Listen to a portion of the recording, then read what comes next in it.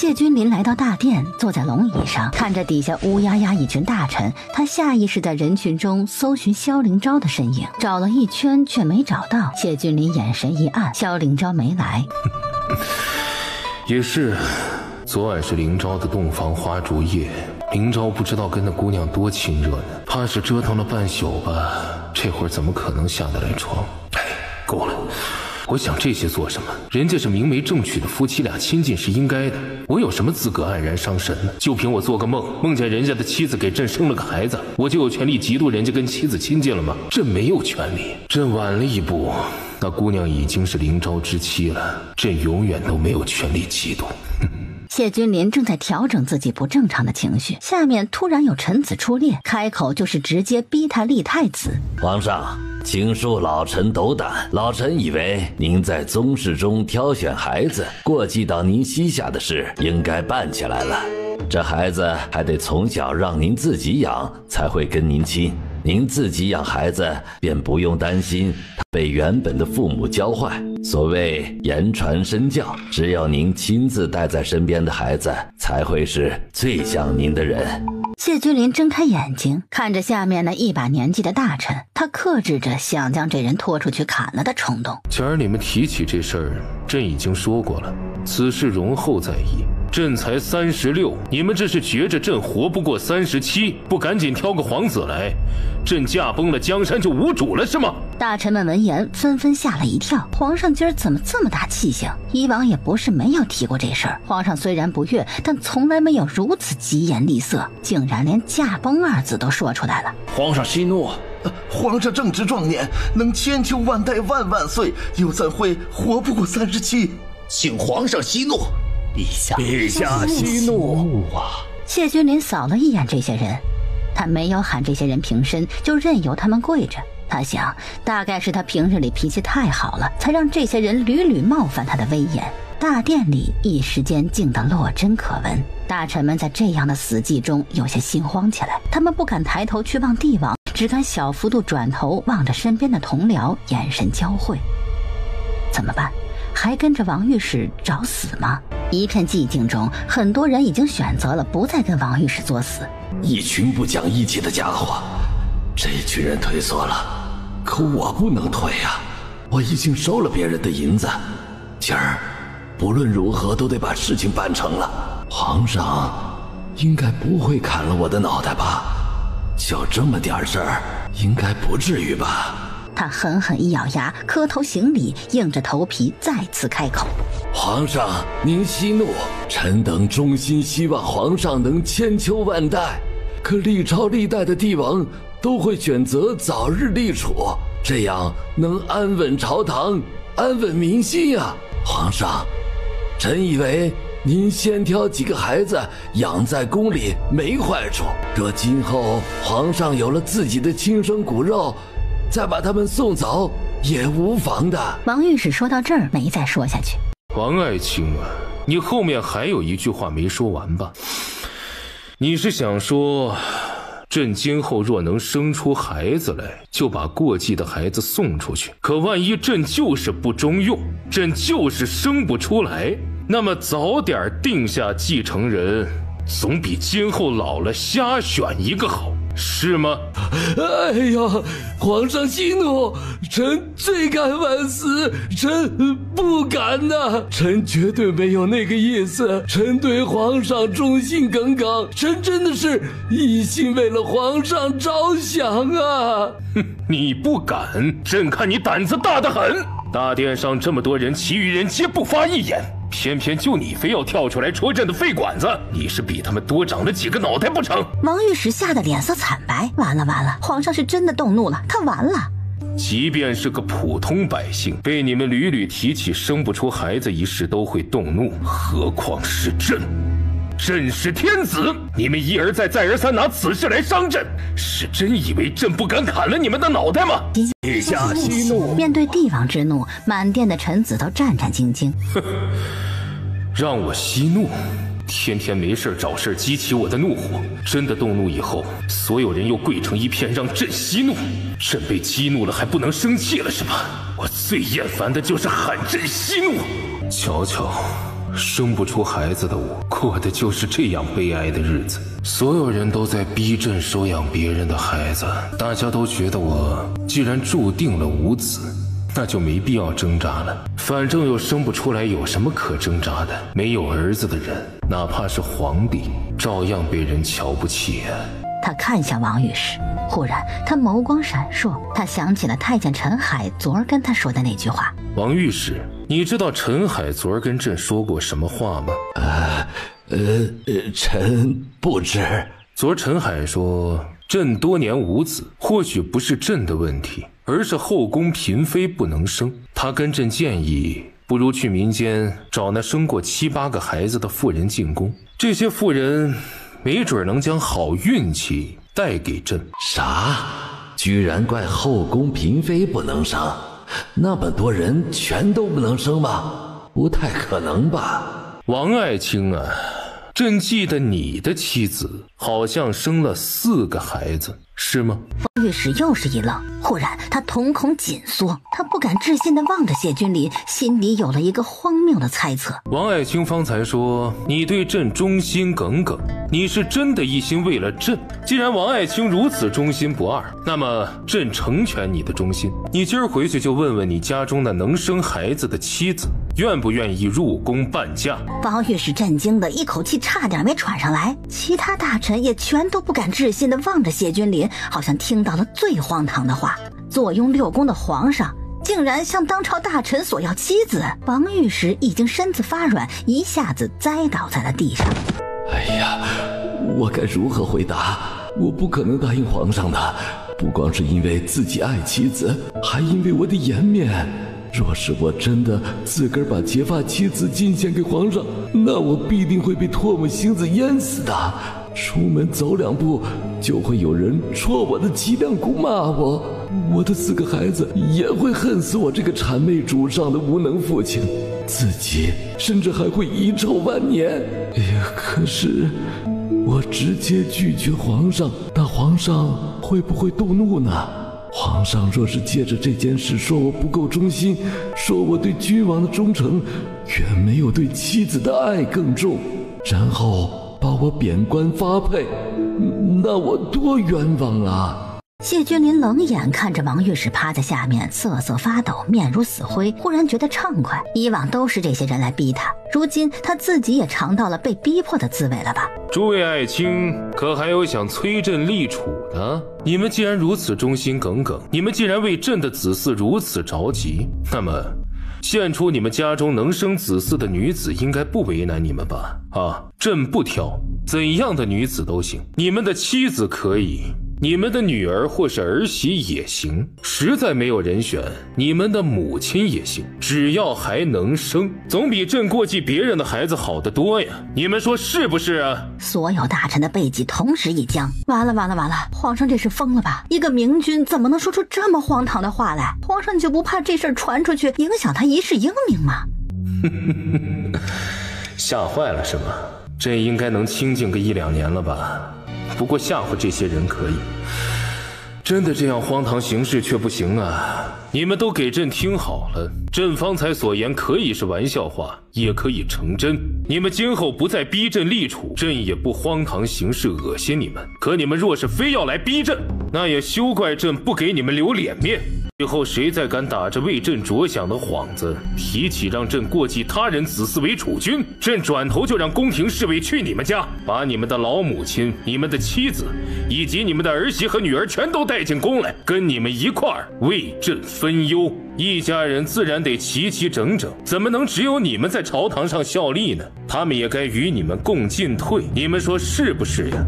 大臣们没有一个人敢抬头去看谢君临的，他们生怕正在气头上的皇帝跟他们这视线一接触，就觉得他们是在挑衅，不服，一怒之下立刻让宫廷侍卫去他们家抢了他家中的女人。谢君临扫了一眼噤若寒蝉的大臣们，气消了些。陈海啊，朕方才之言有些冒犯诸位大人家中无辜的女子了，你让御膳房做上几道点心，等会儿让诸位大人一人拿1包带回去给他们的妻儿老小尝尝，算是朕的一点心意。朕希望他们品尝朕送的点心时，也好好劝劝他们家的大人，以后别来干涉朕的家事，别来朕面前讨朕厌烦。否则他们可就真的得进宫伴驾了，那时候千万别怨朕荒唐无情啊！是皇上，奴才这就去御膳房。诸位爱卿还有事吗？无事就退朝吧。大臣们默默低头，这会儿他们就算是有事也不敢说呀，谁敢在皇上发脾气的时候触皇上的眉头啊？等明天上朝再说吧。谢君临在朝堂上大发雷霆时，沈元威还不知道这个绝嗣帝王的壮举，还在紧张里昏昏沉沉睡着。天还没亮，他是不可能起得来的。萧灵昭倒是习惯了早起，可如今妻子在怀中睡得沉，他又怎么舍得吵醒妻子？他便半合眼眸，看着怀中美人的背影，兀自品味着昨天的甜蜜。圆房的滋味真是让人神魂颠倒，让人回味无穷。袁威的身体对我本来就有安抚的力量，我只是触碰就会身心愉悦，更何况昨晚还不只是触碰，我们还做了那么快乐的事，双重的快乐，双重的愉悦，别的男人怕是体会不到的。这样好的妻子，今生今世都会只属于我一个人。萧灵昭大清早想那些不该想的，于是沈元威被他弄醒了。沈元威在睡梦中就感觉到身后的异样，他迷迷糊糊伸手往后一抓，顿时听到了萧灵昭的呼吸声。这吸气声让半睡半醒的沈元威有些懵，他这是碰到了什么？谁在他背后吸气？他蓦地睁开眼睛，陌生的红色床帐映入眼帘。他忽然想起来了，他死了，穿越了，然后闪婚嫁给了大雍朝的战神萧灵昭。他手指头动了下，又听到身后隐忍的低声。云威。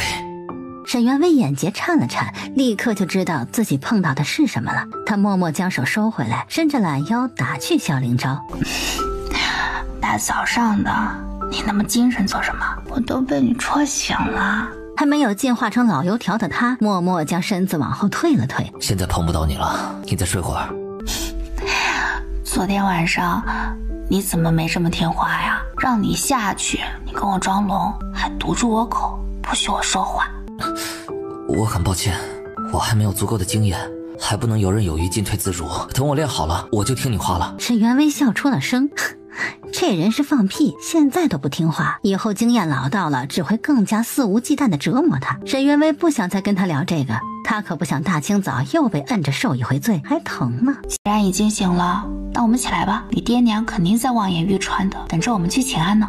萧灵昭应了一声，去衣柜里拿了一套飞衫给沈元威。昨儿你刚来，府里赶制衣裳来不及，娘按照你的身高，在锦绣阁里多买了几套成衣，你先将就一下，等会儿我就让绣娘给你做新衣裳。挺好的料子啊，怎么会是将就呢？你娘亲的眼光真好，这衣衫的款式很好看，颜色也好，很显温柔，显年轻。她不光是我娘，如今也是你娘了。是，我们成亲了，只不过……正穿衣的萧灵昭一对上他的眼神，立刻温柔走到他面前。怎么了？只不过我才刚刚认识你娘，让我这么快就改口，我还有点不习惯，怪别扭的。好，你若是不习惯，先喊她老夫人也可以，她不会介意的。让你这么仓促成亲，就已经很委屈你了。再说，今儿他们喝你的茶，还要给你改口费呢。你若是觉得他们诚意够，勉强改口，哄他们高兴也行。好，还要给改口费？昨天拜堂的时候不是已经给了这么多金银了吗？我是娶了个媳妇儿回家，那点金银哪里够？他们还准备了很多呢，等会儿你就知道了。沈元威眼前一亮，我家袁威好像对金银俗物很感兴趣，幸好我很会作战，很会赚钱，今后我得更努力才是。我要让袁威有用不尽的金银，数不清的财富。不经意一瞥，萧灵昭看见袁威脖梗上有一片，是他欺负袁威留下的罪证。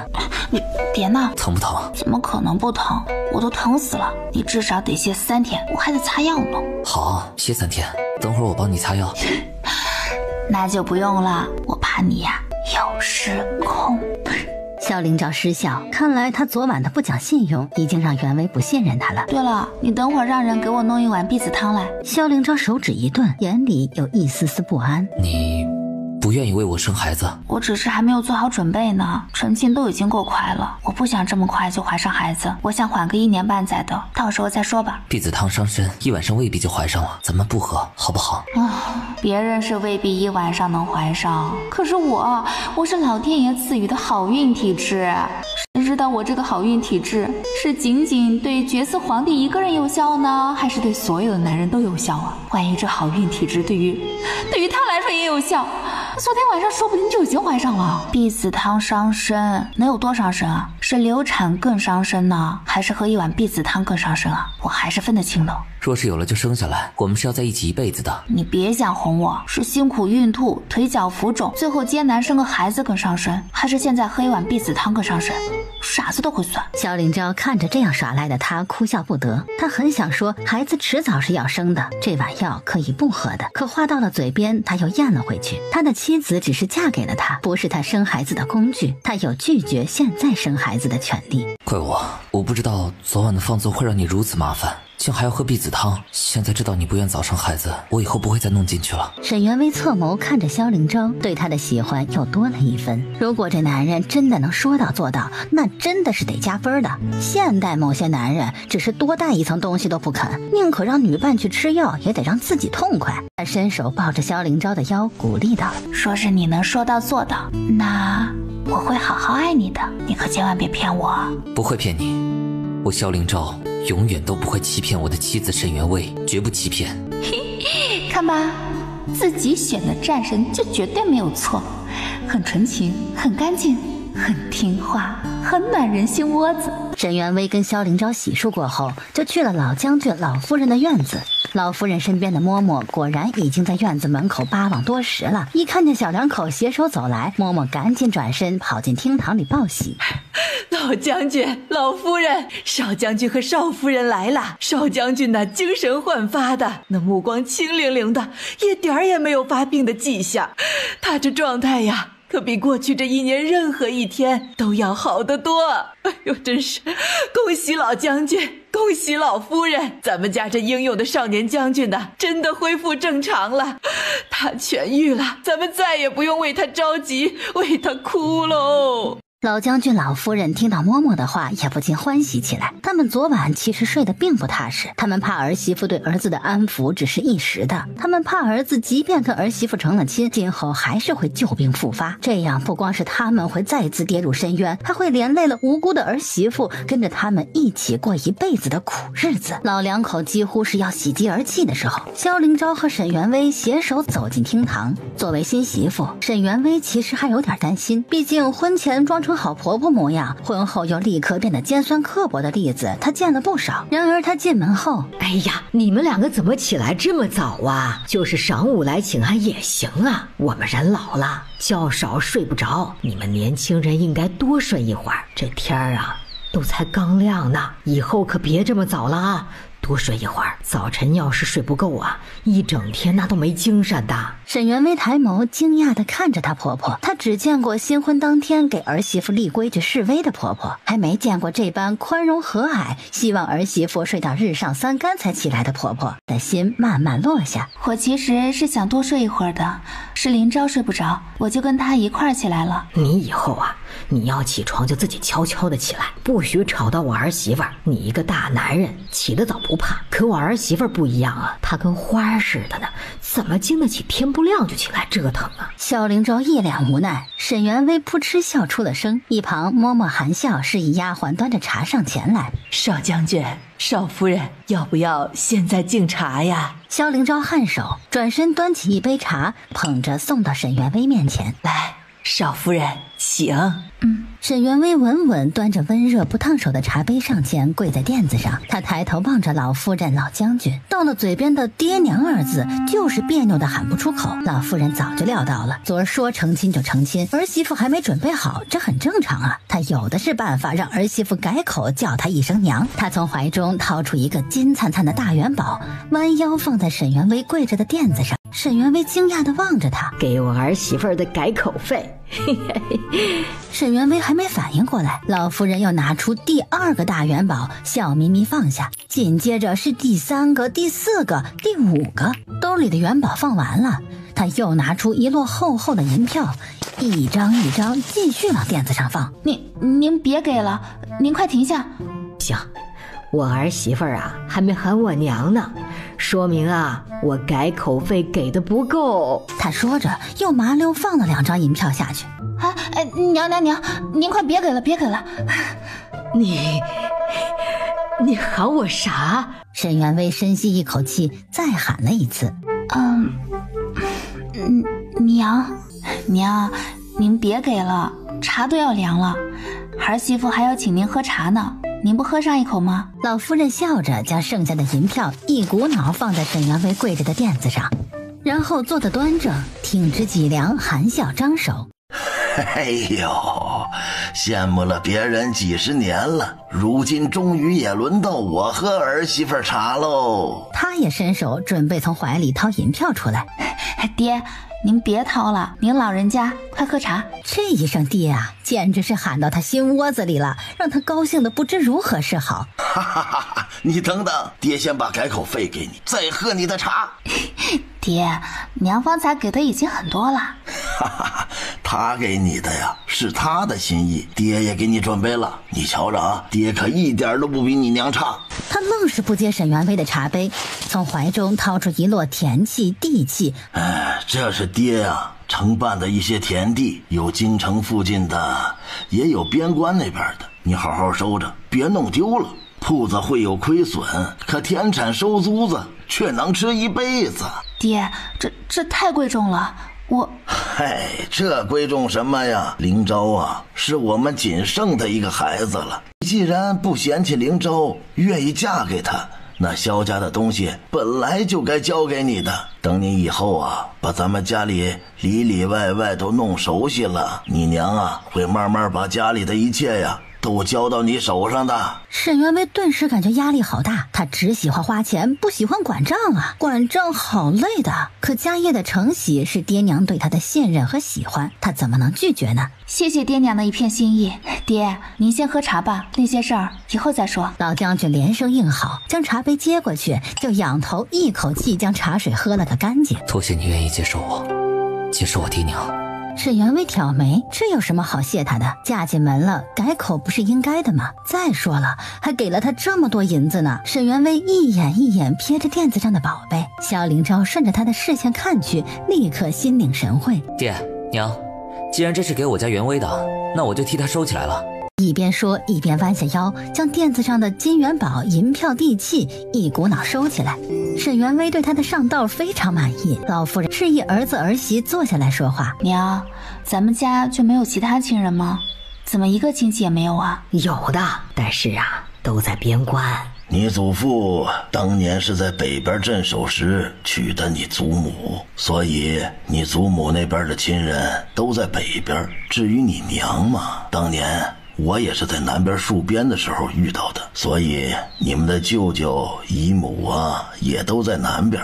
至于萧家本家嘛，已经没什么人了。咱们萧家世代为将，战死沙场的多，活下来的孩子没几个呀。你们昨天成亲仓促，来不及通知你们舅舅姨母他们，我也是昨晚才给他们写信，我让他们不必赶过来，等你们小两口有空了呀，你们去拜见长辈。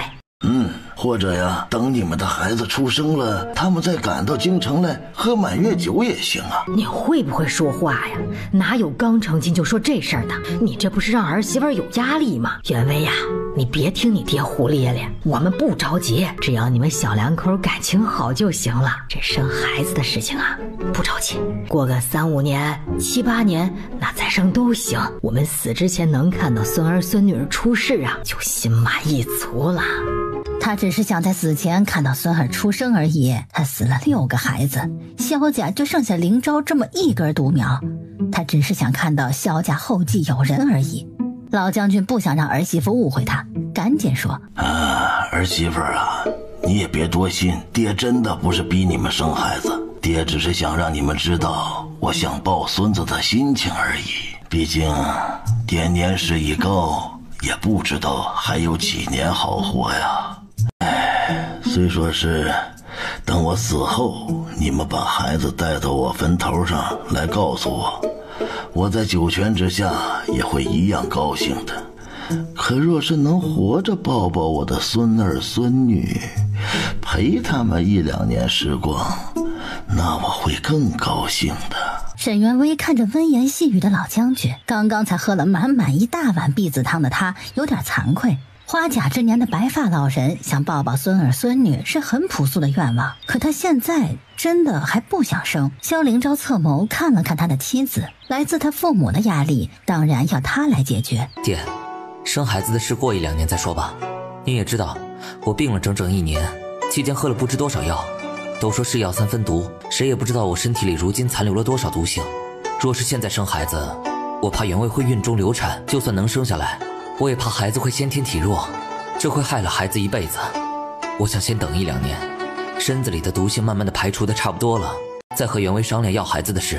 爹，您是想要孙儿，可您想要的是白白胖胖健健康康能顶门立户的孙儿，您不想要一个走一步传2手连弓箭都拉不开的病秧子孙儿吧？老将军愣住了，好像也有道理啊。虽然儿子儿媳真的给他生个病秧子孙子他也不嫌弃，可若是能选择的话，他还是想要个健康能干的孙儿的。好，那就等2年再生，我不急，我一点都不急，2年我还是能活的。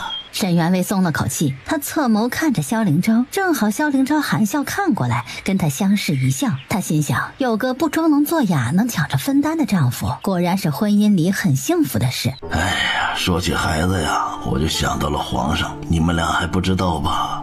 今天皇上在朝堂上干了一件遭人非议的荒唐事儿，大臣们对他敢怒而不敢言呐，心里怕是都骂死他了。沈元威一听到皇上二字，耳朵就竖起来了。出什么事了？老将军看了一眼沈元威，有些难以启齿。爹，朝堂上的事儿我不能听是吗？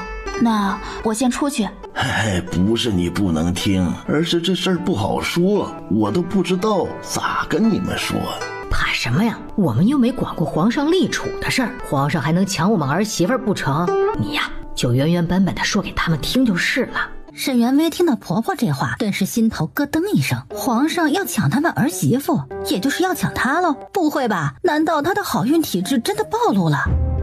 可这不对呀，她都还没怀上孩子呢，这好运体质怎么能暴露啊？今儿个皇上上朝，王御史呢又旧事重提，劝皇上啊早日从宗室中过继几个孩子，今后好从中挑选一个立为储君。以前皇上听到这事儿啊，虽然会不高兴，可今儿啊他却不知怎么了，龙颜大怒。他问大臣们，我才36，你们是觉得我活不到37了吗？不选个孩子，我一死了，江山就无主了是吗？沈元威竖着耳朵听到这儿，没忍住翘了翘嘴角。这皇上的身子不中用，嘴巴倒是厉害得很。当时这皇上话音一落呀，大臣们吓得齐刷刷的跪下请他息怒，他谁也没让谁起来，就让大家跪着。按理说呀，皇上都已经在气头上了，也没谁再敢说这事儿了。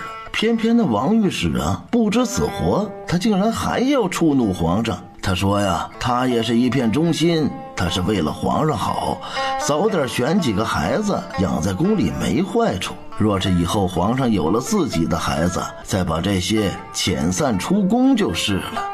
皇上一听这话呀，是更不高兴了。他说，你的意思是我能生出孩子就把这些过继的撵出去，可我要是不中用，我要是死活也生不出孩子，那就早点选几个，总比老了胡乱选一些的好，是吧？王御史吓得是赶紧磕头啊，可皇上没放过他，先是骂了他一通，说他不知死活，然后皇上就开始出昏招了。皇上说，陈海公公跟他建议，后宫嫔妃生不出孩子，也许是嫔妃的问题，不如啊去民间找一些生了很多孩子的妇人来宠幸，说不准呢这些妇人能带来好运，生出子嗣来。皇上就问王御史啊，说他记得王御史的妻子就生了4个孩子，是个能生的。既然王御史一片忠心，如此操心他的子嗣之事，那王御史就干脆把妻子进献给他吧。啊！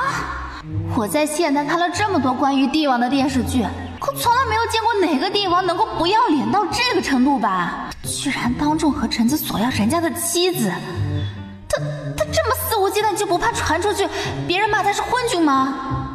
不过话又说回来啊，今儿个是王御史咄咄逼人在先，皇帝这样反击他也是挺绝的。爹，王御史是不是吓得快晕过去了？可不是嘛，这王御史啊，当时就吓得脸色惨白，趴在地上，后来连路都走不动了，还是让人架着他出去的。这其他大臣呢，也不比他好多少，因为皇上威胁了王御史之后，又威胁了其他大臣。以后啊，谁再敢逼他过继孩子，他就立刻让侍卫去那大臣家里，把人家的老母亲、妻子、女儿、儿媳全都带到宫里去侍寝。反正大家对他忠心耿耿，如此操心他的子嗣问题，那么把家里的女人全给他送去，给他生孩子，想必也不会为难的。这皇帝有点疯吧？你说的荒唐吧？他也是被大臣们逼上绝路了，这样反击，确实挺爽的。可若是真的想为他辩解一两句吧，还真的没法替他辩驳。其实皇上的日子也挺难熬的，就算是普通男人生不出孩子，都要被村里人嘲笑的抬不起头来，何况他还是皇上啊！皇上虽是九五之尊，可有时候想想，皇上也挺可怜的。我真希望老天爷能赐给皇上一个孩子，让我为此如素3年我都愿意。他是个好皇上，他应该有好的结局。父君对皇上如此忠心耿耿，如素3年都愿意。那若是皇上要你把妻子送给他生孩子，你也会答应吗？皇上怎会要我把妻子送给他？你放宽心，我从未在皇上的子嗣问题上多过嘴，我也从不上奏劝皇上过继别人的孩子，他绝对不会来抢我妻母，你别怕。我是说万一呢？万一他就是要你妻子，你这个忠心耿耿的臣子会不会妥协答应啊？不会，他要我去给他生孩子都行，我绝不能让我的妻子受这样的折辱。你是明知道他不会找你为他生孩子，才说什么你宁可自己去，也不让我去。要是老天爷真的赐给你一副雌雄同体的身子，恐怕你早就撒丫子跑到关外去躲起来了。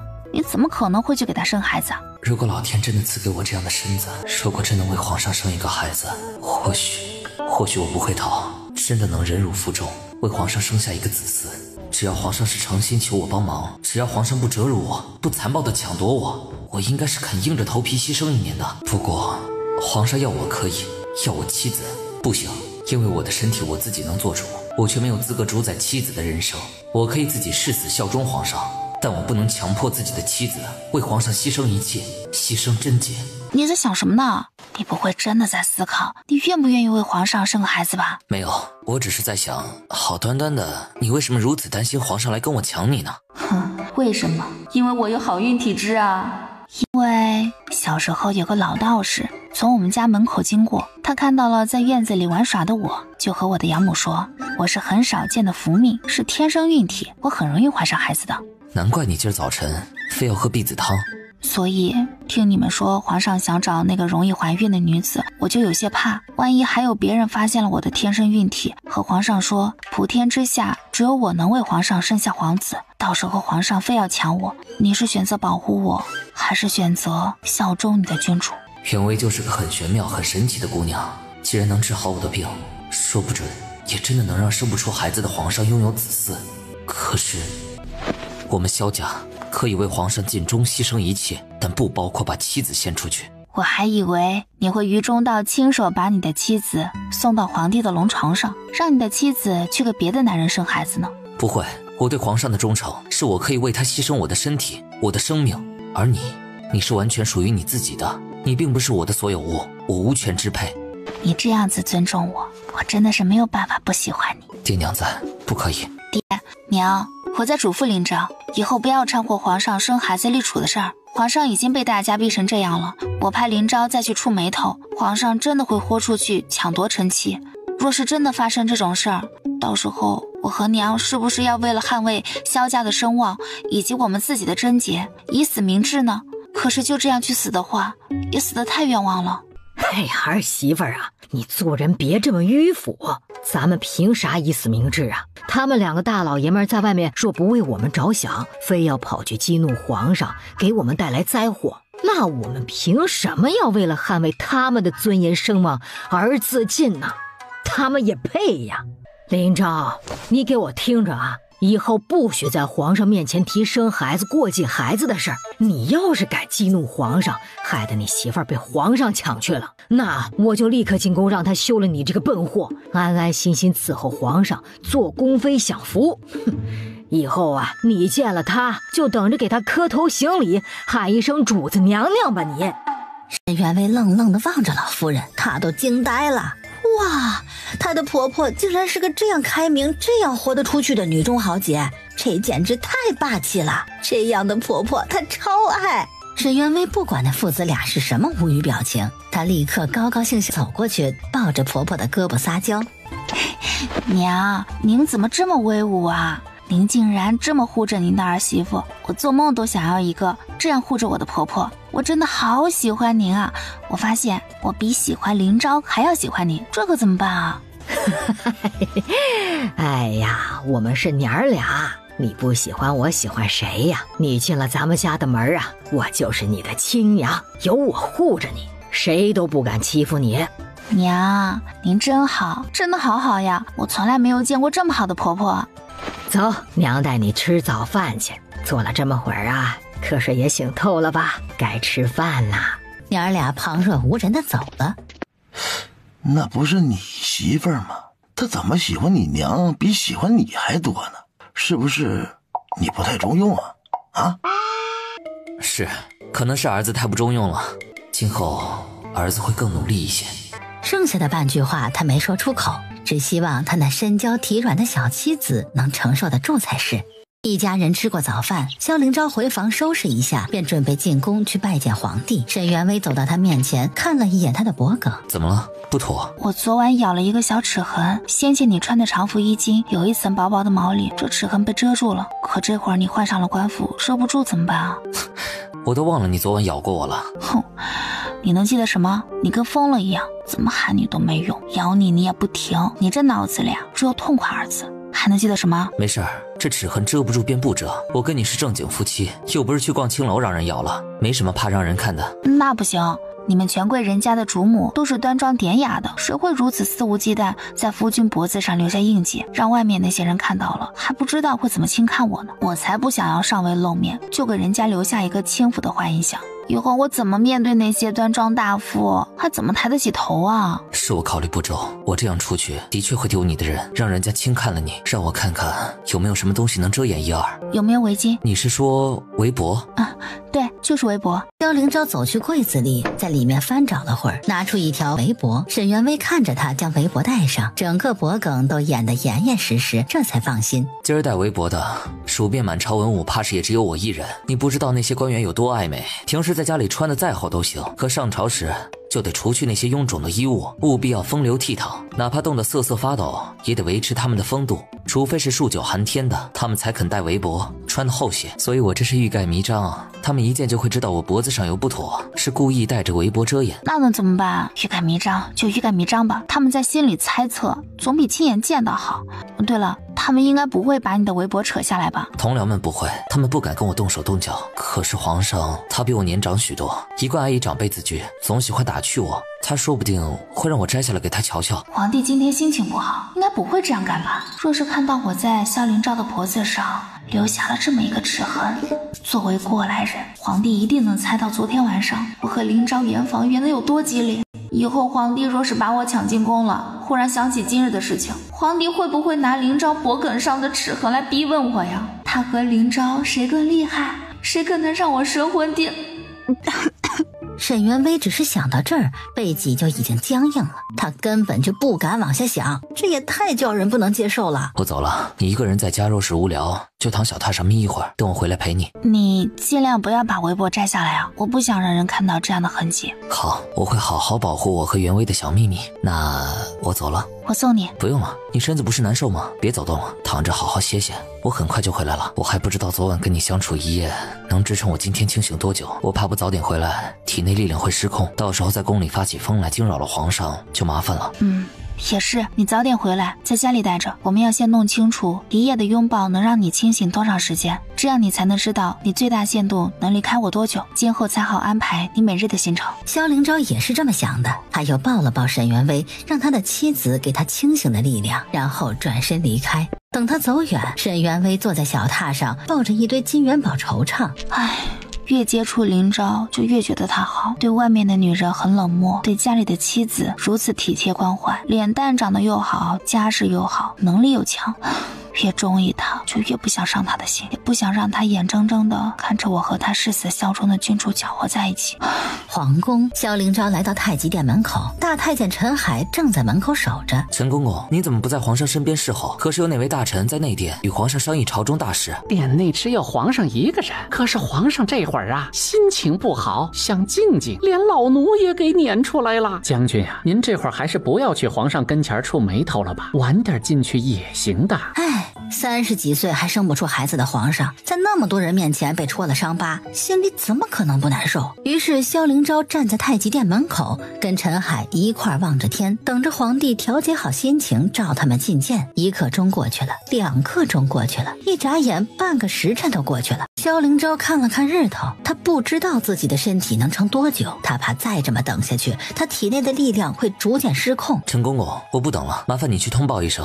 怎么？难道是想早点回去见家里的妻子？哎，也是，陪我一个太监在这站着有什么趣味？还是跟自家娘子在一块才有乐趣嘛。陈海笑着应了，小心翼翼地硬着头皮走进大殿里。谢君临正自己跟自己对弈，听着陈海进来的动静，他头也不抬，神色淡淡。朕不是说了想静静吗？启禀皇上，是骠骑大将军来了，他已经在门外候了半个时辰，怕是有什么事儿急着回去，便让老奴进来通报一声。若是以往，他英勇又忠诚的定国柱来了，他必定会立刻召见。可今时今日，他有点难以面对萧灵昭。萧灵昭昨日才成亲，他昨晚就梦见他把萧灵昭的妻子抢进宫，生了一个小太子，他实在无法坦然地面对萧灵昭。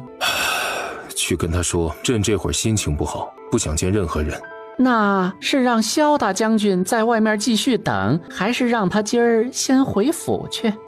老奴瞧着大将军好像挺着急回去的，新婚燕尔的，怕是急着回去陪他夫人。皇上，您是没看到，这才10月，大将军竟然就把围脖给戴上了，也不嫌热，明显就是在遮掩什么嘛。依老奴看呐，怕是小两口感情好，闹腾出了什么印记。谢君临瞳孔蓦地紧缩，那姑娘在萧灵昭脖子上弄出了印痕。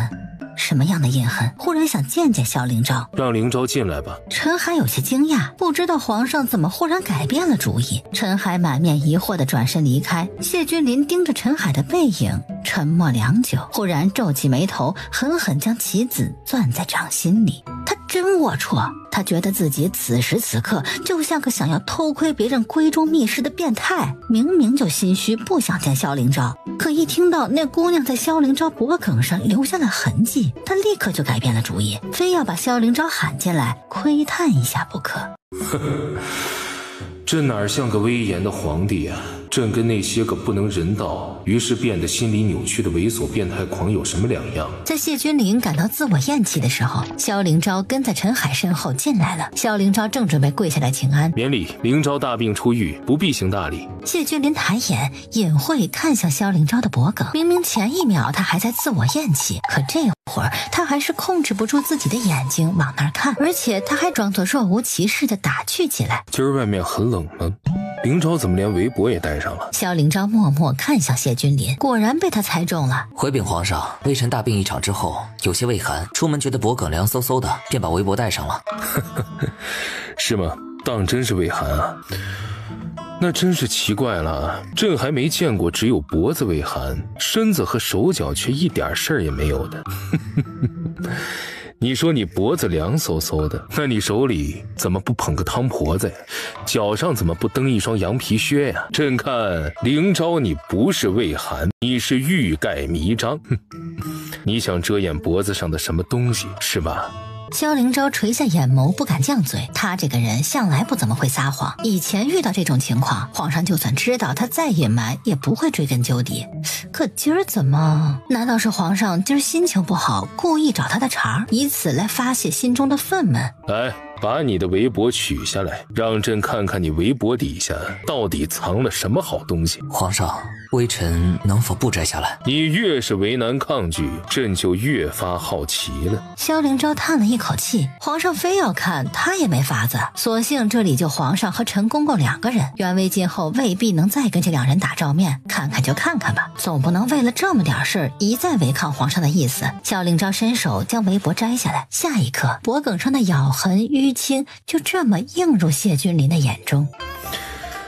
想必咬灵昭的人当时一定被灵昭欺负的要哭了吧，很难受，难受的想推开灵昭，可身子偏偏又软的推不开，便只能这样泄愤似的狠狠咬灵昭一口。灵昭能把人欺负成这样，朕这个带鱼练武又已经36岁的皇帝，怕是远远及不上灵昭的吧。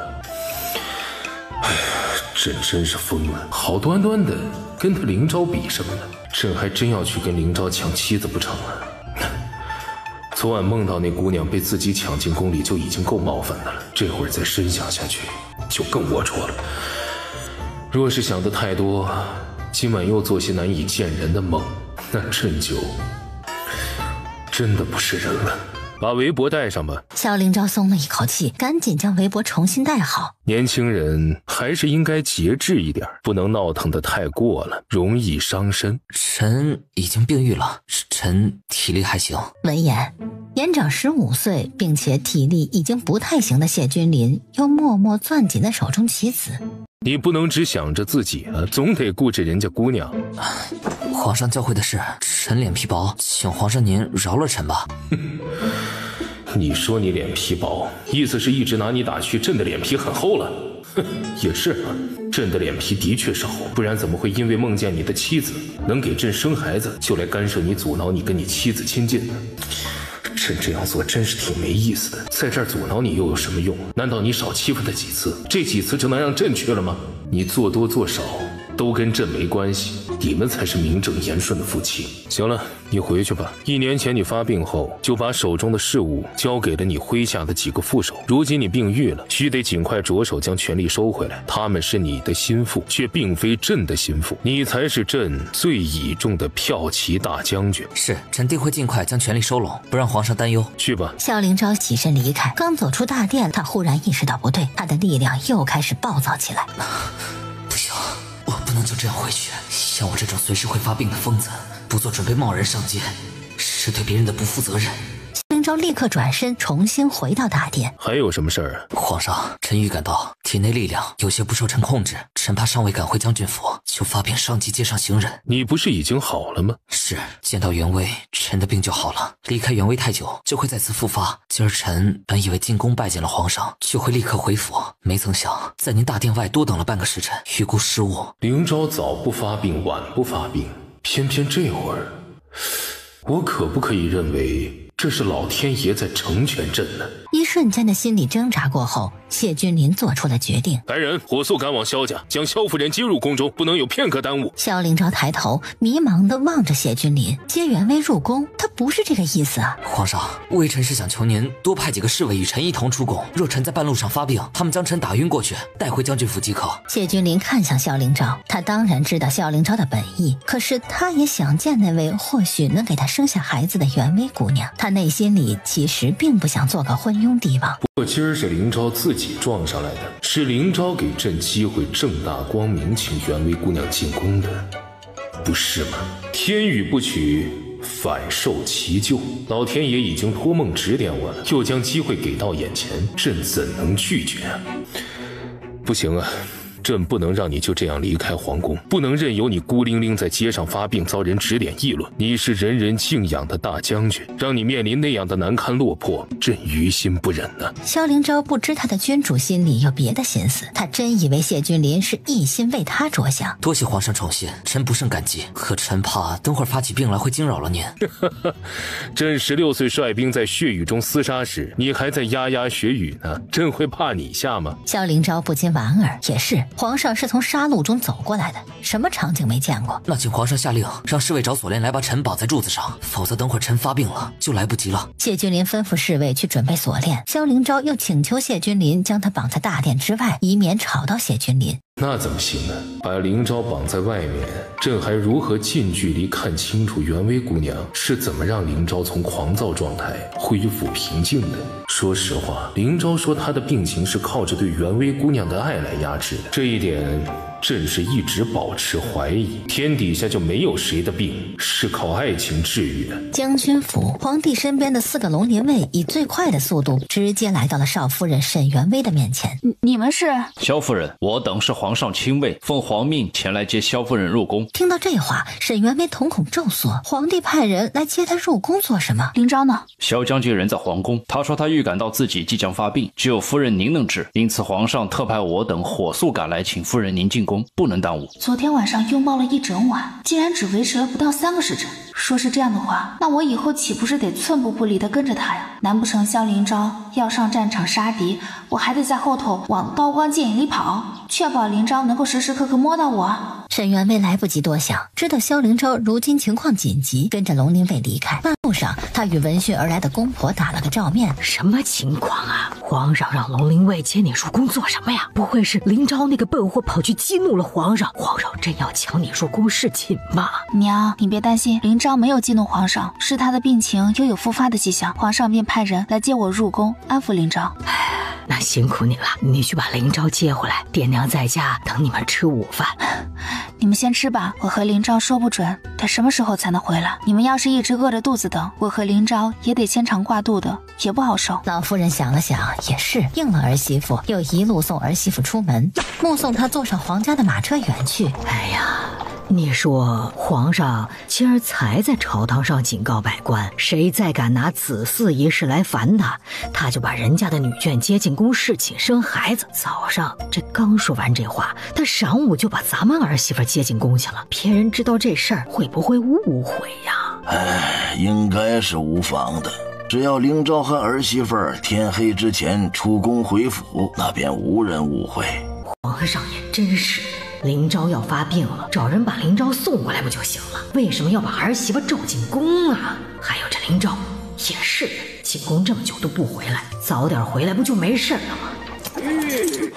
半个时辰后，沈元薇抵达太极殿。她站在台阶底下，望着那巍峨的大殿，即将见到皇帝。她心里有点打鼓，因为她心中也有着跟婆婆一样的疑惑。既然眼看着灵昭都要发病了，皇上直接让龙鳞卫把灵昭送回府，不是更快吗？为什么要让龙鳞卫出宫找我，又把我接到宫中？这样来回折腾，不是更耽误时间吗？皇上为什么要舍近求远接我入宫呢？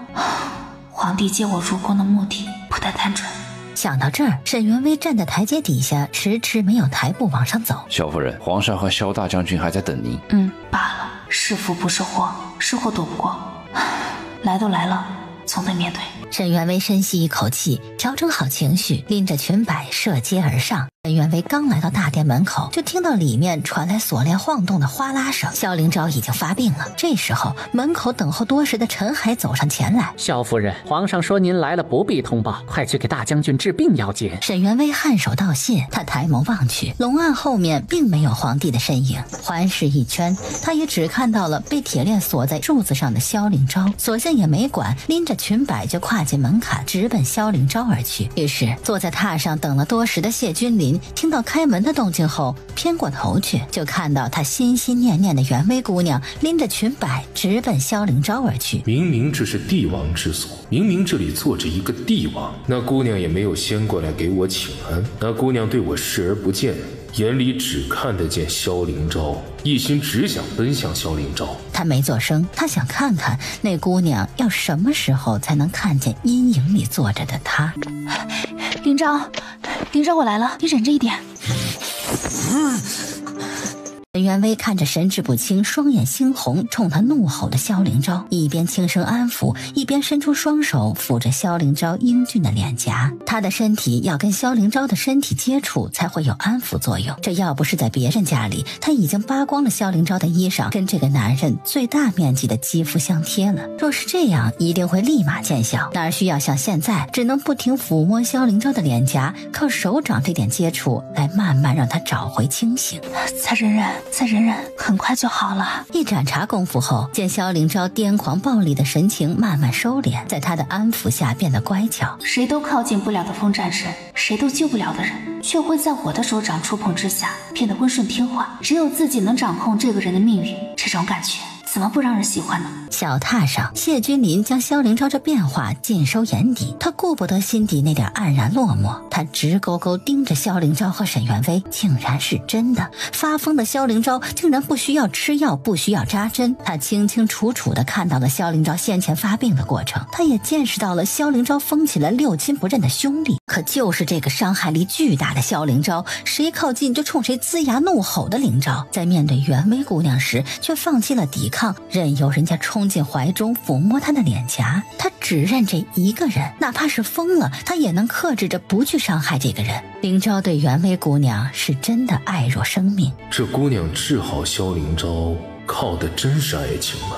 有没有可能这姑娘身上有什么治愈别人伤痛的神奇手段呢？会不会是这姑娘抚摸灵昭的时候，手掌心里有什么神奇的东西在治愈灵昭啊？我宁可相信这姑娘拥有出神入化的力量，也不信治好灵昭的是爱情。爱情没那么强大，诡医传人宋穗欢仅凭一根银针就能治好不治之症。或许这位元威姑娘也是跟宋穗欢一样的神医，或许比宋穗欢还要厉害几分。难怪老天爷和祖宗要给我托梦指引，元威姑娘这个神秘的神医，或许真能让朕这个绝嗣之人拥有一儿半女。谢君临的眼神太过灼热，一门心思扑在夫君身上的沈元威终于察觉到了，察觉他背后的视线还在盯着他不放，像是要吃了他。他心里扑通扑通的跳，他真害怕这个皇帝现在就要抢他这个臣妻，故意在神志不清的萧灵昭面前说一些不该说的话，做一些不该做的事。幸好身后这个皇帝只是盯着他，没有说什么，也没有做什么。沈元威松了口气，他继续安抚萧灵昭，努力忽视身后那道灼热的视线。不忽视能怎么办？难道还要刻意的去说一声，皇上您别直勾勾盯着我了，我害怕。人家本来可能还没有下定决心真的要对我做什么，我这么一挑明，那人家就能理直气壮来勾搭了，完全不用忍了。在这样极有存在感的目光注视下，煎熬忍耐了半刻钟。元威，辛苦你了，我没事了。我的夫君比身后那个皇帝好多了是吧？皇帝的眼神侵略性太强了，都要把我的后背烧出一个洞来了，真是怕了他了。还是赶紧收拾一下，离开这个鬼地方吧。快，你去和皇上说，我们回家去。他话音刚落，身后就传来帝王低沉悦耳的嗓音。哼，萧夫人这么胆小啊？萧夫人别怕，虽然他们说伴君如伴虎，帝王很可怕，但朕并不吃人。你这么急急忙忙催促灵昭跟你回去，留下朕一个人，那朕怎么办呀？呸！这皇帝在说什么屁话呀？我催自己夫君回家，关这个皇帝什么事儿啊？谁管他怎么办啊？他扭头望着大气天成的帝王，谢君临慢条斯理地将后面的话补充完整。朕还要灵昭和萧夫人留在宫里住上几日呢，帮朕解决一个麻烦。萧夫人，你把朕武功高强的大将军拐跑了，朕怎么办呀？说话能不能不要大喘气啊？知不知道方才那句话简直要吓死人了？我还真的以为这个皇帝要发疯，当着夫君的面要和我调情呢。萧灵昭不知皇帝和沈元威的心思，他以为沈元威急着催他回家，是害怕着戒备森严让人窒息的皇宫。有我在，我们先听一听皇上有何吩咐。敢问皇上有何事要臣去做？赴汤蹈火，臣万死不辞。请皇上下令。朕这几日总觉得身边有人在暗中窥伺，可龙林卫却并未捉到人。朕怀疑有刺客在暗中踩点，又焦虑于身边的龙林卫不够高强，朕担心会随时命亡于刺客之手。朕已经为此发愁2日了，没想到灵昭啊，你竟在这档口突然病愈，真是老天爷庇佑啊！灵昭啊，朕想请你留在宫里保护朕几日。你是大雍第一高手，若能有你贴身保护，刺客定不能伤朕分毫。等除掉刺客，你再回府去，如何呀？这深宫禁院里竟然混进来了刺客，连龙灵卫都没有发现那刺客的踪影。那刺客的武功到底有多高？若我不留下来保护皇上，皇上怕是真的会有危险。一旁，沈渊微眯着眼，怀疑地看了看谢君临，又看向被说动的萧灵昭。我这个傻子夫君，就是对皇帝忠心过头了，根本就没有怀疑过皇帝说的有可能是假话。皇上，请容臣妇多嘴问一句，龙灵卫个个武功高强，他们都没有发现刺客的踪影，皇上您又是怎么察觉到刺客的存在呢？这是知道我撒谎，拼命找我话里面的漏洞想拆穿我。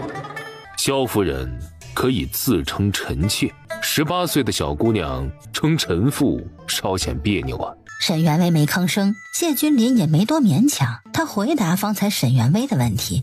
萧夫人问朕是如何察觉到刺客的。也罢，萧夫人你不曾练过武，你不知练武之人五感要比寻常人灵敏，有人躲在暗处盯着朕释放杀气，这种恶意是冲朕而来，朕自然要比龙林卫感受清晰一些。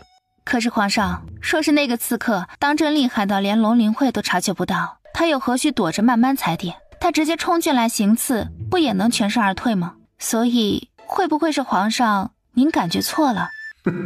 瞅瞅这挑刺的，就这么不待见朕呢？朕当然也希望是朕捕风捉影弄错了，可若当真有刺客呢？朕总不能等着人来取朕首级吧？萧夫人你说是不是？元威，皇上的安危重于一切，咱们萧家世代沐浴皇恩，绝对不能让皇上出现任何闪失。皇上，臣愿意舍命保护皇上，肃清您身边的任何危险人物。看着这个忠心耿耿视死如归的年轻将军，谢君临眼神复杂。多好的臣子啊，让我想做个昏君抢夺臣妻都有些抢不下手啊。谢君临闭上眼，努力回想着梦里那可爱的小太子，用他对亲生骨肉的渴望逐渐压下心头的愧疚和自责。他藏起情绪，伸手搀扶起萧灵昭，朗笑道：好，哈哈哈哈，朕就知道朕的大将军是一片忠心。萧夫人，你夫君要留在宫里贴身保护朕，他的病又需要你陪在身边安抚，如此一来，萧夫人你也得留在皇宫，朕让陈海领你们去邻近的宫殿，委屈你们暂且住上几日。简直荒谬！历朝历代哪个皇帝把和他不相干的臣子之妻留在宫中住了？宫里住的女眷可都是你的妻妾呀！你把臣子之妻留在这儿，算怎么回事？我沈元威是不肯住下的，至少现在不行。皇上，请恕臣妇不能住下，这后宫里住的都是您的妃嫔，臣妇住进去与理不合。皇上，元威住在宫里的确不合适，容易惹人非议。不让萧夫人陪你一同住下，你的病怎么办呀？去将军府接萧夫人，若路上有个耽搁，萧夫人还没来你就已经病发了，你如何保护朕呢？你不光保护不了朕，还得让龙林卫去保护你，刺客不是更能趁虚而入啊？萧灵昭一时无言，他这个病的确离不开元威，可元威又确实不能在宫里住下。哼，非要我留下不可，那就别怪我说话不好听了。皇上，灵昭如今有病在身，不能离开臣妇太久，留在宫中着实是不太方便，不如就请皇上另外找几个武功高强的将军来贴身保护您呢。您朝中能人这么多，应该不止灵昭一个人能保护您吧？您让臣妇留在您的后宫，臣妇是万万不敢留的。毕竟皇上您今日才在朝堂上和百官说，谁激怒了您，您就会抢谁家中的女眷进宫侍寝，为您生孩子。您早晨刚说过这种话，臣妇晚上就留在您的后宫，那传出去，世人岂不是都要误会臣妇是被您抢进了宫中？那臣妇的清白何在呀？皇上，秦恕臣妇一介弱小女子，实在是不敢担负一女侍奉二夫的骂名。更何况，臣妇以为皇上您英明神武，您是百姓心目当中最伟大的君王，您也不想仅仅因为这点小事就毁了清誉，突然背负上昏君之名吧。谢君临没想到沈元威会拿这话来搪塞他，他哑口无言，又觉得有几分好笑。好啊，呵呵，我在朝堂上用来吓唬大臣的话，这会儿竟然被你这丫头拿来吓唬我了，呵呵，这算不算自己坑自己啊？不过仅凭这几句话就想让我改变主意，哼，太看清朕这个无儿无女的皇帝想要个子嗣的决心了。哈哈哈，怪朕忘了这一茬了。萧夫人不说，朕都忘了。萧夫人的顾虑有道理。那这样吧，萧夫人啊，你住到太后寝宫里去，就说是太后娘娘跟你投缘，召你入宫陪伴她老人家，这样便不会有人说三道四了。你看如何？我看如何？我看如何？我都拒绝几次了，我说的话有用吗？皇上，您真的不能让其他将军进宫保护您吗？临漳武功是比他们好上一些，可您找上2个、3个、4个武将，难道还抵不上他一个吗？萧夫人说的对，为了万全起见，朕应该多叫几个武将进宫保护朕。这样吧，朕再宣陈将军、高将军进宫，与凌昭一同护朕，并让他们的妻子也进宫陪伴太后娘娘，与萧夫人作伴。萧夫人，如此安排，你可还有意见？谢君临负手含笑，他问沈元威，可沈元威尚未说话，他又慢悠悠接着说：朕已经如此妥当安排了，萧夫人若还不让凌昭留下来护朕，那么朕免不得会以为萧夫人是对朕这个皇帝有所不满，所以想看朕死在刺客手中。沈元威到了嘴边的话就这么咽下去了，这么大一顶帽子扣下来，谁顶得住啊？臣妇不敢，请皇上息怒。皇上息怒，卓京只是胆子小了些，他出身乡野，没见过世面，怕住在宫里会行差踏错，得罪贵人，怕惹来旁人非议，今后解释不清，他不敢对皇上有何不满。谢君临低头看着两人，他也不想这样吓唬人，可是元威姑娘说什么就是不肯留在宫中。他弯腰伸手搀起萧凌昭来。萧夫人起来吧，朕看出来了，萧夫人胆子的确很小，一点都不惊吓。不惊吓？谁有9条命经得住你这个皇帝天天吓唬人啊？你是皇帝，你了不起是吧？强人所难，咄咄逼人，还要人给你下跪，你还想觊觎我？呸！你年纪大又不温柔，真是没有一点能比得上我家的凌昭。方才跟朕针锋相对的时候，可一点都不胆小啊，这分明是烦朕了，不想搭理朕了，才装怂装害怕。小小的姑娘脾气还有点大呢，不就是吓唬了她一下，让她跪了一下，这就不想理人了？罢了，以后不吓唬她，不让她跪就是了。从现在开始，凌昭你就寸步不离守着朕，至于萧夫人，朕这就让人领她去太后的寿康宫，可好啊？皇上，臣能不能带着元威一块儿在您殿外守着？朕的大将军一向是很有分寸，从未跟朕提过这么离谱的要求。哪个当臣子的上朝还要把妻子拴裤腰带上呢？彼此相爱的2个人就这么不一样啊，一时半会儿都离不得。可这样的恩爱，朕却从未感受过呀。朕在这里兢兢业业处理国事，你觉得你跟你妻子在外面谈情说爱行不行呢？萧凌昭也知道自己这个要求有点离谱了，可他真的离不开他的元威。皇上，臣妇是个没有见识的乡下人，臣妇离不开凌昭。您要让凌昭在这儿保护您，那臣妇也得在这儿陪着他。您若是觉得这样有失体统，那您就放凌昭和臣妇回家去吧。若是旁人在朕面前这样放肆，朕必定是不会给他们脸的。可这2人，一个是朕最忠心的臣子，一个是朕暗中觊觎的孩子他娘，朕还真要处置发落了这2人不成啊？好，那你就在这儿陪着凌昭好了，也不必去外面守着，来保护朕还在外面跟媳妇儿手牵手，让别的侍卫瞧见了像话吗？你们就在这大殿里找个角落待着便是了，安静些，别碍朕的眼。萧灵昭惊讶地望着皇上，他们这么无理的要求，皇上竟然答应了。看来那个刺客真的很厉害，皇上宁可容忍我带着媳妇儿在大殿里不成体统的待着，也不让我离开寸步。是，皇上。然后麻溜牵着沈元威的手去了右边角落。皇上他看不见我们了，我亲亲你吧。不行，我们在君主的房里，君主正在几丈外坐着处理国事，如此庄严肃穆之地，我不能做这种轻薄的事。你不能轻薄我，那我要是轻薄你怎么办？你是要乖乖的从了我，还是慌慌张张的跑出去和你的君主揭发我的不正经？不是，这两人是不是忘了朕年轻时也是个武功高手啊？朕的耳朵灵敏，这两人说悄悄话，朕依稀还是能听得见的。是看不见了，元薇姑娘就能躲在距离朕这么近的地方偷偷亲男人了？灵昭都说了不能亲了，元薇姑娘竟然还调戏灵昭，还问灵昭是不是要跑出去揭发她不正经。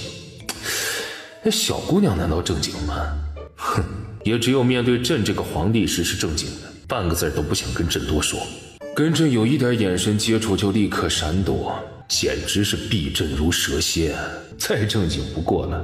可是一转头一面对灵昭呢，就变得如此主动，在朕的大殿里都按捺不住想要亲灵昭几口，就那么爱呀？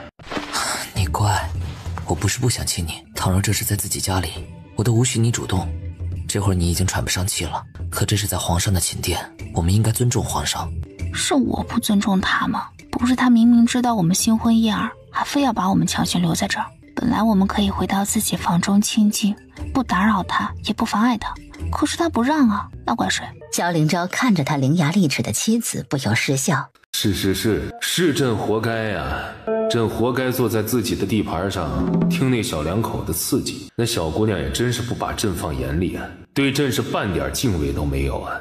本来以为昨天晚上拥抱了一整晚，你能撑得久一点，谁知道3个时辰就是极限。说是那一天我离开了你，你该怎么办啊？那我们就永远不分离，日日夜夜都在一起，好不好？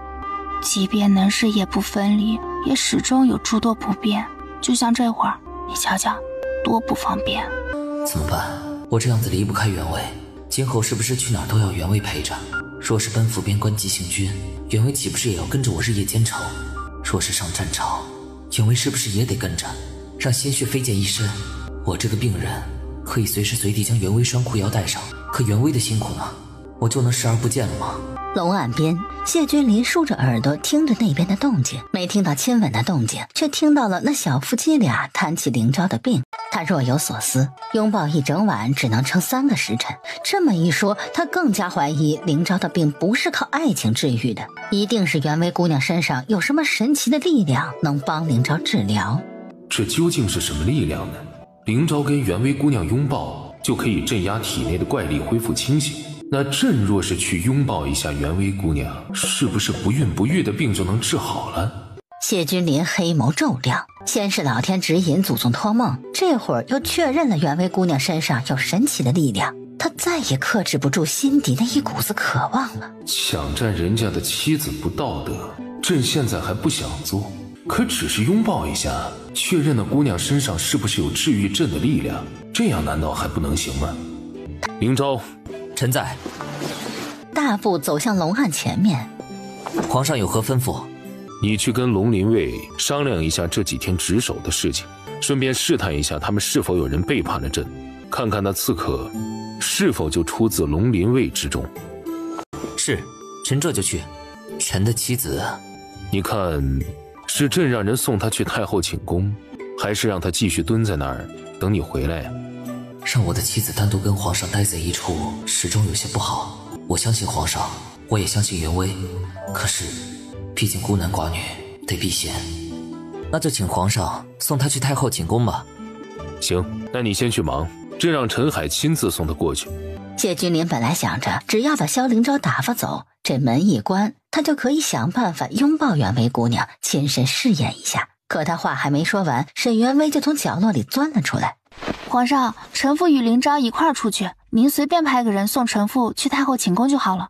他抬眼沉默看着这小姑娘，她是又好气又好笑，他虽然对这小姑娘有点想法，可他并没打算现在就做禽兽。他没打算刚支开灵招就把小姑娘按在博古架上狂性打发，有必要像防豺狼虎豹一样防着她避着她吗？这现在若是还要找借口支开灵招，把袁薇姑娘单独留在这儿，那灵招必定会怀疑朕居心叵测，用心不良。朕要是提出自己亲自送袁薇姑娘去太后寝宫，那就更引人怀疑了。这小姑娘还真是狡猾呀。好，那你就跟灵招一块儿出去吧。看着小两口给他行礼后转身离开。陈海，这皇帝不会是要偷偷的搞什么小动作吧？陈海跑到他身边，他附在陈海耳边低声说：你送萧夫人去寿康宫，让母后给萧夫人喝杯茶，好叫她昏睡一小会儿。哎，干啥？皇上这是要干啥呀？专程把萧夫人招进宫，又想方设法把人家留下，这会儿又要让太后娘娘给萧夫人下点药，使得萧夫人昏睡。天哪，皇上不会是真要做禽兽，想趁着萧夫人昏迷不醒，对人家行不轨之事吧？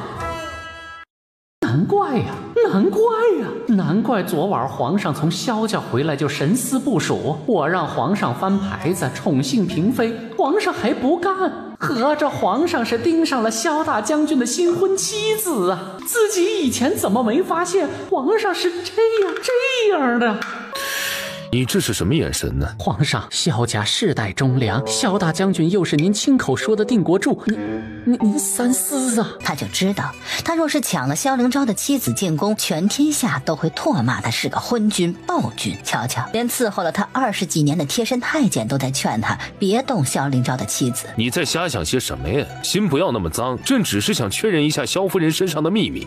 皇上息怒，是老奴有罪，是老奴误会了您，老奴就说嘛，您是最英明神武的皇上，您怎么会？谢君临示意他闭嘴。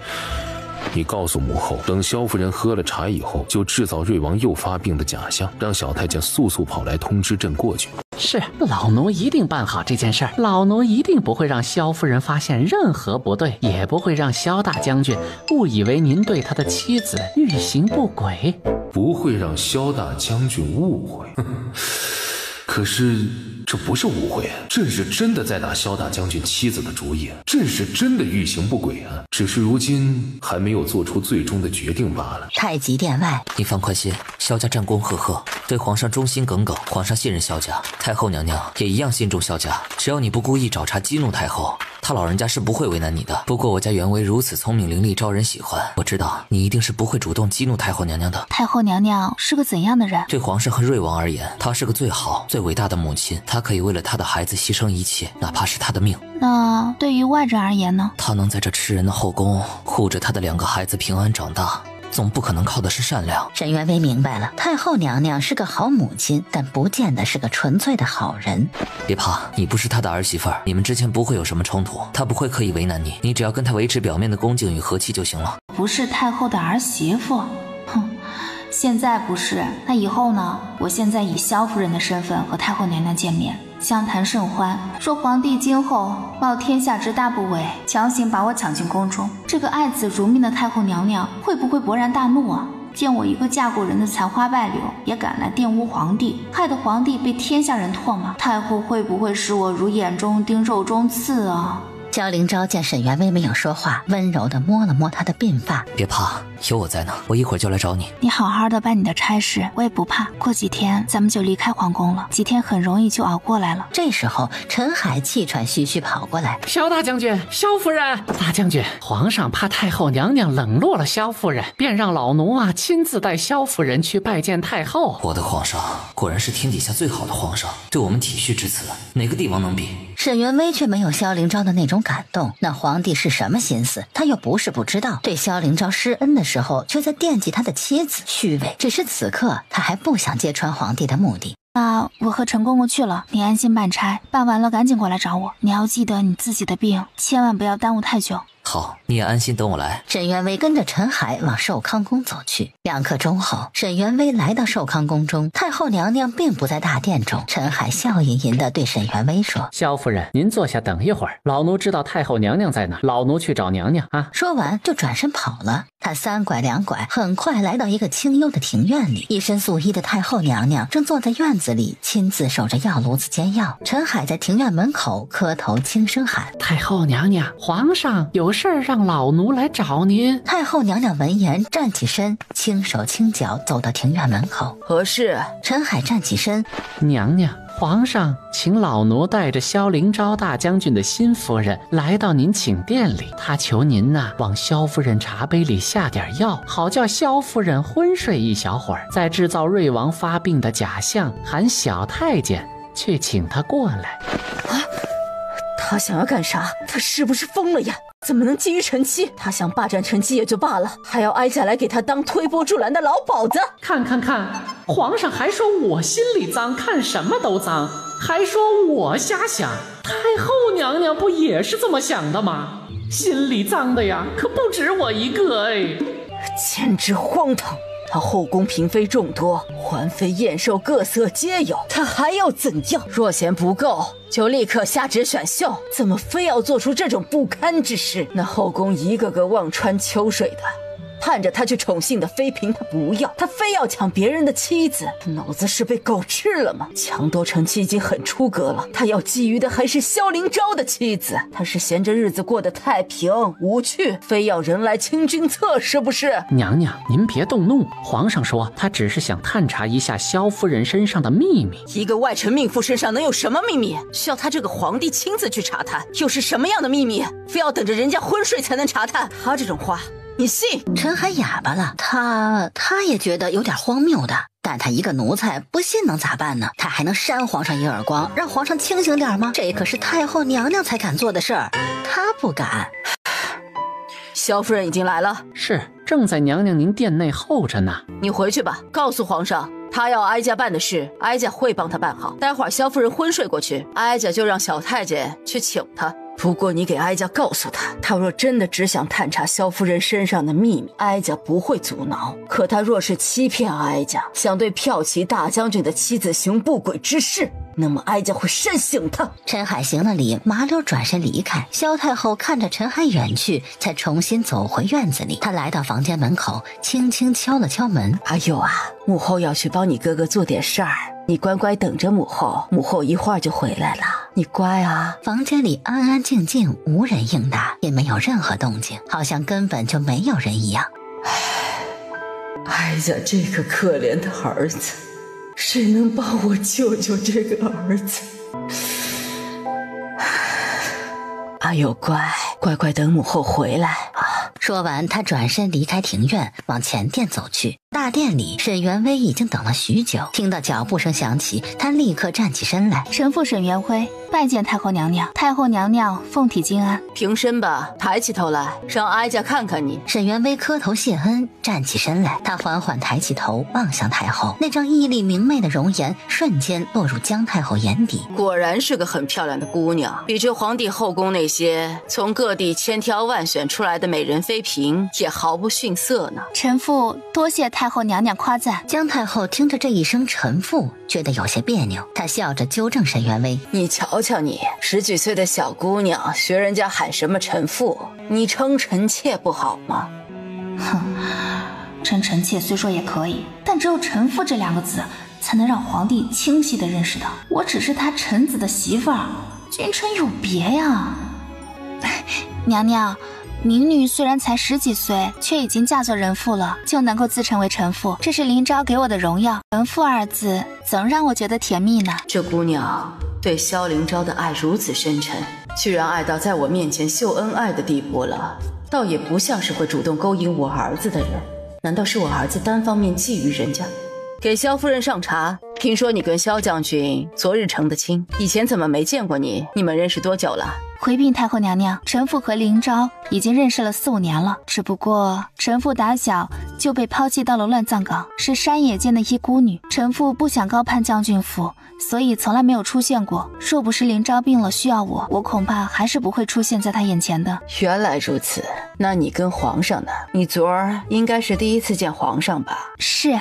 昨日皇上驾临萧家，臣妇是第一次见皇上。虽然收了皇上的新婚贺礼，但臣妇至今都不太清楚皇上长得是什么模样。只因臣妇胆子小，不敢直视天颜，总是匆匆一眼就不敢再看了。姜太后笑出声来，她心中对这个姑娘的敌意打消了。本以为这是个不安于世的，勾搭了萧灵昭，又跑来勾搭他儿子。可既然这姑娘没有勾搭他儿子，连他儿子长什么样都不敢看清楚，他又怎么会讨厌这个安安分分的小白兔呢？该打的是他儿子。萧夫人，你坐。你跟萧将军新婚燕尔，他长那么大，又没有同房侍妾，肯定不甚熟练。你这身子肯定不舒服吧？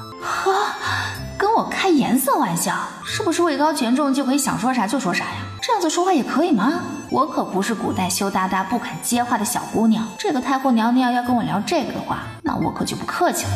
臣妇是有些不太舒服，可是臣妇宁愿让他声色失手，也不愿意他在别的女子身上练得熟练了再来找我。姜太后扑哧笑出声，他们年长的过来人都爱开新媳妇的小玩笑，她是太后也不例外。她以为她开了这种玩笑，这面皮薄的小姑娘不敢回答，没想到居然还跟她聊起来了。姜太后觉得有意思。喜欢干净的男子，别人嗦过的筷子我是不会拿起来嗦的，别人亲过的嘴我也是不想亲的。那种身经百战的男子我真的一点也不喜欢，总觉得心里头会有点膈应。若是和那种人亲近，我会忍不住想他以前和别人是怎样恩爱的，想着想着就会觉得很倒胃口。我喜欢我们家林昭，不光是喜欢他长得好看，不光是喜欢他的英勇能干，我还喜欢他的干净，喜欢他的纯洁，我喜欢他在我之前没有被任何人染指过的洁白无瑕。姜太后扑哧笑出了声，这小白兔看着胆小软糯的样子，没想到打开了话匣子，还挺能说的。萧夫人，你命好。其实身为女子，谁都想要干净的男人，谁都想自己的夫君对自己从一而终。可是天底下哪有那么多干净的男人呢？有权有势，注定要三妻四妾。那些只娶得起一个媳妇儿的，又太穷了，跟着他们要过苦日子。这相比之下，还是嫁给富贵男人好些，至少后半生富贵清闲了。太后娘娘说的是，所以我很珍惜我们家的林昭，她比谁都好，她真的是稀世珍宝。姜太后又笑了，虽然被秀了一脸，但是她还挺喜欢这小姑娘的。她儿子想对这姑娘行不轨之事，可这姑娘却坚贞单纯的爱着萧灵昭一个人，还表示特别嫌弃她儿子这种妻妾众多的男人。这姑娘肯定不会跟她儿子搞到一块儿去。说话间，嬷嬷端着茶进来了，恭恭敬敬给了太后一杯，又端了一杯给沈元威。见太后垂眸喝茶，沈元威也低头浅啜。他根本没想过，与他相谈甚欢、没有任何纠葛冲突的太后娘娘会给他在茶里加东西。喝了茶，又聊了会儿。萧夫人，哀家要眯一会儿。这几日啊，总有些睡不着。寝殿里点的是安神香，这闻着闻着就忍不住想睡觉了。你要是困呐，也靠着后面小榻眯一会儿。你夫君啊，还得有一会儿才过来呢，不着急。好了，哀家要睡了，你别出声打扰哀家。不沈元威说话，姜太后就闭上眼睛。这个太后娘娘这么随便啊？她不敢出声打扰姜太后。等了几分钟，她也突然觉得脑子有些昏昏沉沉的，望着寝殿右边的香炉，看着那袅袅的青烟。太后娘娘的安神香还真厉害，这比安眠药还好呀。沈元威迷迷糊糊靠在后面的小榻睡着了。他刚一睡着，上座的姜太后就蓦地睁开眼睛。她不希望小姑娘苏醒后怀疑她，就先装睡罢了。让小太监火速跑去请皇上，就说瑞王发病了，让他速速过来。嬷嬷颔首，转身飞快离开。不到1刻钟，谢君临匆匆而至。他用最短的时间赶来，站在太后娘娘面前，他侧眸看着倒在小榻上睡得无知无觉的沈元威。多谢母后。你让我迷晕他，我做了。现在你得告诉我，你到底想对他做什么？你若是想胡作非为，哀家是不会答应你的。母后啊，你的儿子是那种不知分寸的人吗？你别跟我打马虎眼，你就直说你想对他做什么。他不知道该怎么跟母后解释这件事。母后您先回避一下，等儿子确认过了再跟您说。姜太后坐在那儿，一点回避的意思都没有。好事不避人，你若不冒犯他，哀家又何必要避开？母后啊，这件事朕暂时无法跟您解释，灵昭随时都会来，请您先回避一下，朕发誓不会做出出格之事。你无法跟哀家解释，那哀家先告诉你一件事，方才这姑娘跟我说，她喜欢干净纯洁的男人，她最厌恶的就是妻妾众多的男人。别人嗦过的筷子，她不会再去拿起来嗦；别人亲过的嘴，她也不会再亲，她嫌膈应，嫌恶心。这话简直像是指着朕鼻子骂的。这姑娘是故意说给母后听的是吗？这姑娘是看出来朕对她的觊觎，所以想告诉朕别痴心妄想。朕这种脏男人，让她膈应，让她恶心。朕是皇帝，这整个天下都是朕的，无数女子削尖了脑袋都想进宫做朕的嫔妃。朕已经如此尊贵了，竟然还要像普通男人一样被评判干净不干净。哼！这些年就算被人嘲笑我生不出孩子，可也没有哪个女人敢嫌弃朕不干净，嫌弃朕脏。这个沈远薇简直。姜太后看着脸色不好的谢君临，轻嗤一声，哼。你还说你不会对他行不轨之事，你若对他心思干净，他嫌有妻妾的男人不干净，你又何必如此介意？他可没有指着你的鼻子说，你干什么要抢着对号入座？你不就是想要他吗？母后，滚出去！你想做什么，哀家都能帮你，可帮着你糟蹋一个有夫之妇，哀家做不到。谢君临，你听着，他不光是有夫之妇，他的夫君还是你的骠骑大将军，你不能为了这点龌龊心思，就辜负对你忠心耿耿的忠臣良将。谢君临看着面容冷肃的母后，见母后对他如此疾言厉色，缓缓闭上眼睛，深深吸了一口气后，他重新睁开眼睛。可若全天下只有他能生下朕的孩子呢？母后。谢君临这话让姜太后暴怒的世界骤然沉寂下来。他儿子刚刚说了什么？这个18年都没生出子嗣的儿子，竟然说有人能生下他的孩子。你再说一遍。儿子说，倘若只有萧夫人能生下朕的亲生骨肉呢？倘若全天下只有她能让朕拥有子嗣呢？